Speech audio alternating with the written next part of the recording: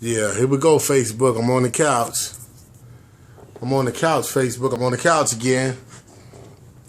I don't know. I don't know how this is going to come out because,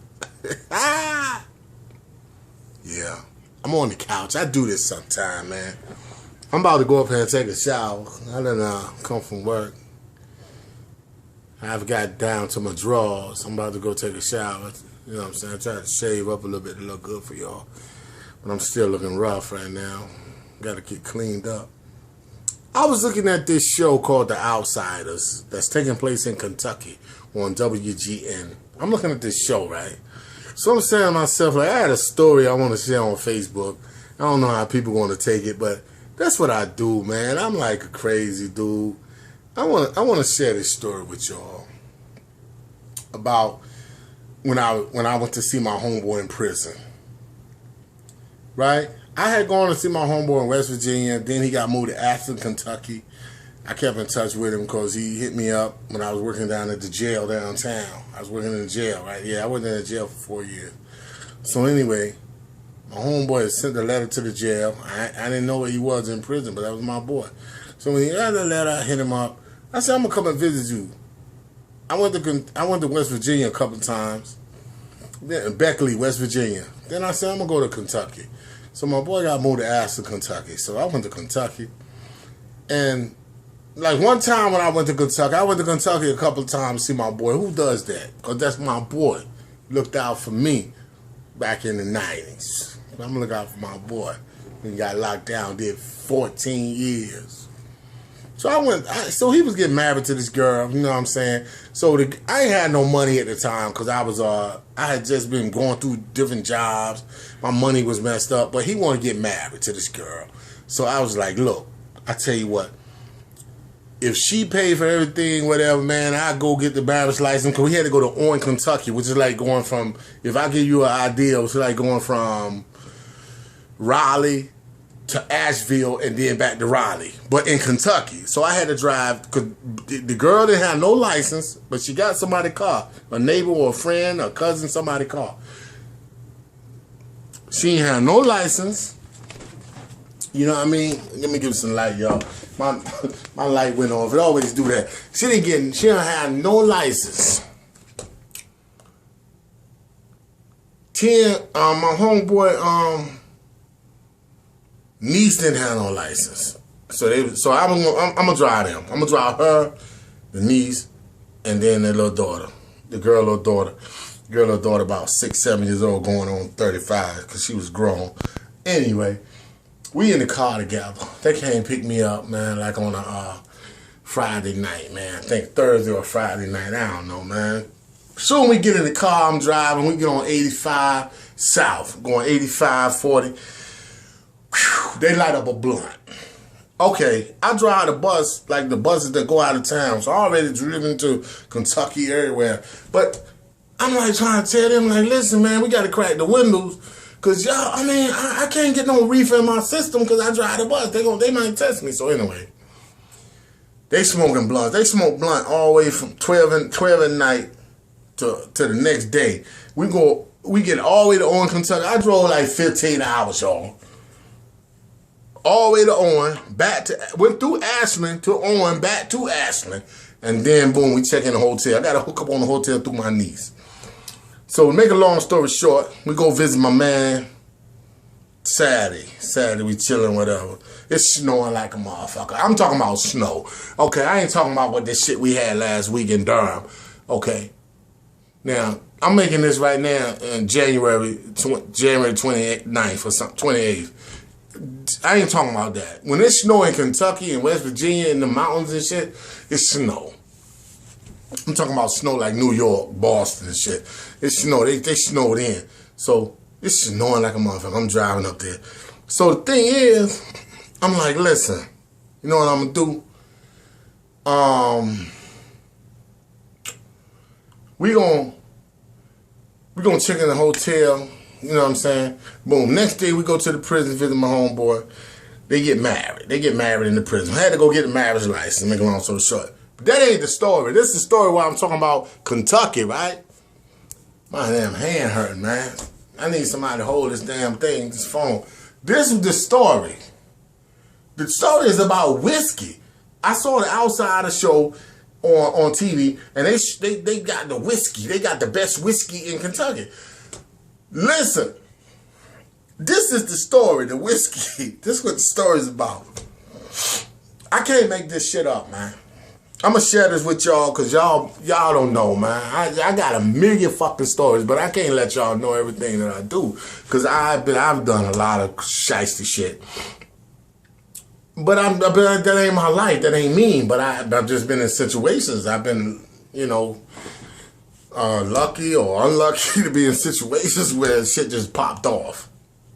So anyway, man, the girl behind the counter, behind the desk, working at the thing. Shit, my hand hurt. The girl was like, the next day, right when we came back from the prison, the girl, I went downstairs that night. I'm bored as hell, man. Like, ain't nothing to do up in this motherfucker. I ain't had no car because I rode with that girl. She would, you know, it's snowing like hell. She wouldn't let me drive the car to the store or nothing. So I said, but I drove the car all the way from Durham to Kentucky. But anyway, that's a whole nother story. I never drive that girl in no fucking way again, ever in my life. I told her that because we got in an argument where I was like, she was going to leave me up in Kentucky. I said, you leave me in Kentucky. When I get back to Durham, I'm going to prison with my boy. Anyway, though, so the thing happened was, man, the girl behind the desk was like, yo, I know these people, right? They gonna come over here. They got, and I had on a Mason shirt, right, with the compass and the square. So the girl was like, these dudes, they be over here at this lodge or the temple over across the street, and they be partying and stuff, and then they get a room because they don't want to go home because they be drunk. They gonna come over here. So I was like, and she said, I know they ain't going home tonight because it's snowing. Then she said, we can't leave. Me, the housekeeping people, work from 3 to 11. We can't leave because it's snowing outside. We can't, some of us live up in different off the road. We can't get home. So she had a room. So she was basically telling me, she said, you with these girls, whatever? I said, no, I ain't with them. One of them is my homeboy niece and one of them is my homeboy wife. They just got married today. She was like, oh, so y'all you just came, brought them up here? I said, yeah. So I was like, look, I'm on TAG, TAGGED. I said, I'm going to go in here. This 2009 now. Let me tell y'all, this January 2010. 2009, we was planning all this. 2010 came to fruition. So I'm like, yo, this is what I'm going to do. I'm going in here in the computer room. My card working there with my door. Yeah, I'm going to go in and get on TAG. I'm going to friend request you. So I friend request the girl. We talking on TAG, right? We talking on TAG now. Hold on, you can't see me. We talking on TAG, right? So this girl tell me on TAG what room she in, everything, all that. And I can meet the other people, the Shriners. You know what I'm saying? So you have to be a Mason first. You have to be a baby. You have to crawl before you be a Shriner. You know what I'm saying? Before you go up. So I was like, yeah, I need to meet them. So, make a long story short, I met these people that night in the hotel, in the lobby, in the kitchen where they had the breakfast at, the dining room. We were in there chilling. They poured out some grape juice. They poured out some shit. I thought it was grape juice. I forgot I was in Kentucky. When you in Tennessee and Kentucky and West Virginia, they have moonshine. They have whiskey. I was like, what's that? It was like this, they offered me beer and everything. I said, no, what's that? What's that in that jar? What's that in that jar? What's that blue stuff? What's that purple stuff? They said, this is called something, purple passion or candy or something. I don't know what it was. I said, let me get some of that. Let me drink that. I said, oh, snap. I said, oh, shit. I said, this is good. This is some good stuff. This is good. Give me some more. They're like, no. Just slow down, bro. Slow down. Don't, no, you don't want to drink that like that. I said, no, man, it's Kool-Aid, man. Listen, I can hold my liquor.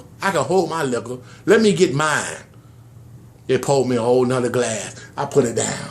They said, whoo, they laughing, joking. Boy, he a fool. He don't even know what he doing, do he? They talking. I'm like, yeah, y'all, I'm going to show y'all. Okay, so, make a long story short, I woke up the next morning, butt naked in my hotel room, trying to figure out how I got to the room. That's the story. The whiskey. That whiskey in Kentucky, boy. Whew, Tennessee, man, y'all think y'all got some moonshine in North Carolina and some white liquor and all that? Shit. Kentucky, Tennessee, nigga. I woke up the next morning in my hotel room trying to figure out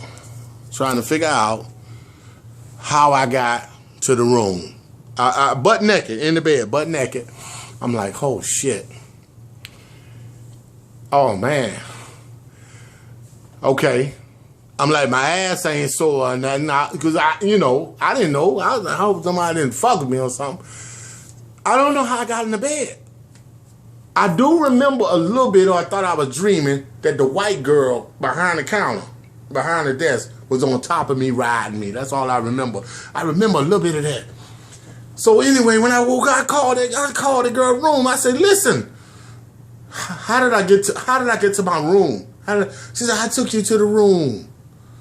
I took you to the room. You couldn't even walk. I had to get one of the other guys to help me take you to the room. And then, I was doing you and whatever, and then you went to sleep with me on top of you. Whew, I said, thank God. Thank God. I thought, I was glad one of my brothers didn't take me to the room, man, because, in Kentucky and Tennessee, man, in the mountains, man, you don't know what they, they mess with cousins and aunts and everything. I was like, man, thank God. Thank God nobody ain't raped me. Because I was done. Yeah, that whiskey knocked me out. I was done. So she said I was. So I said, listen, it's about 9 o'clock in the morning. I said, listen, they called me. They said, Shout, you going with us? I said, no, I can't go this morning. I told them to go ahead on back to the prison. I said, I'm sick. So anyway, I called that white girl. I said, listen. What room? I'm gonna come up to your room. What you doing? She said, I don't know. You gotta sneak up here cause the housekeeper, they nosy. Those girls nosy. I said, nah, they ain't gonna see me. Anyway, I snuck up to the girl room. I fucked the shit out of that white girl. She told me she slapped me, beat me, hit me in the chest, everything. I wouldn't wake up. I said, well, I'm gonna make it up for you. I went up there to that girl room that morning, man. I ain't leave that room about 1 o'clock. I snuck up at 12. I was check out at 12. I snuck out that room. Listen, man.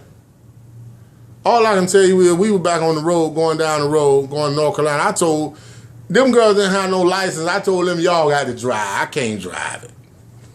They were driving. We got about to West Virginia. That white girl called me.